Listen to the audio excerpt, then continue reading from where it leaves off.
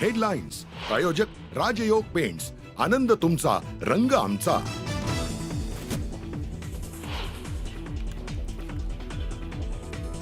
पहलगाम हल्ल्यानंतर पाकिस्तानी नागरिकांना भारत सोडण्याच्या आदेशाचा आज शेवटचा दिवस।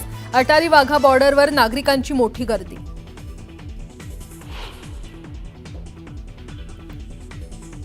पहलगाम हल्ल्यानंतर जम्मू काश्मीरमध्ये दहशतवाद्यांच्या विरोधात धडक कारवाई। आतापर्यंत 8 अतिरेक्यांची घरं उद्ध्वस्त।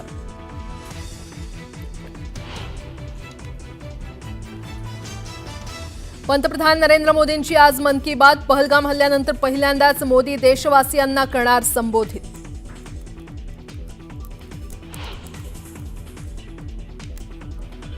वाल्मिक कराड असलेल्या कारागृहातील वरिष्ठ तुरुंग अधिकारी आणि एका कर्मचाऱ्याचं निलंबन। कुटुंबियांच्या व्यतिरिक्त इतरांना कैद्यासोबत भेटू दिल्यानं मोठी कारवाई।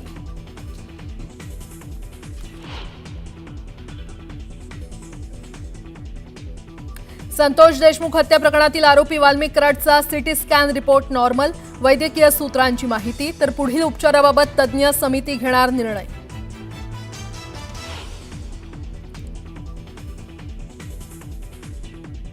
पोलिसांबाबत आक्षेपार्ह वक्तव्य करणं आमदार संजय गायकवाडांना भोवलं। बुलढाणा शहर पोलिसात गुन्हा दाखल झाल्यावर मागितली माफी।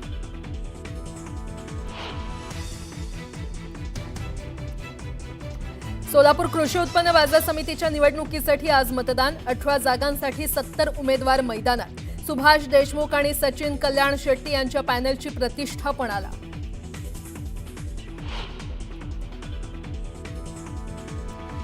जळगावच्या चोपडामध्ये सैराटची पुनरावृत्ती। प्रेमविवाह केल्याच्या रागातून वडिलांकडून मुलीवर गोळीबार। मुलीचा मृत्यू तर जावई जखमी।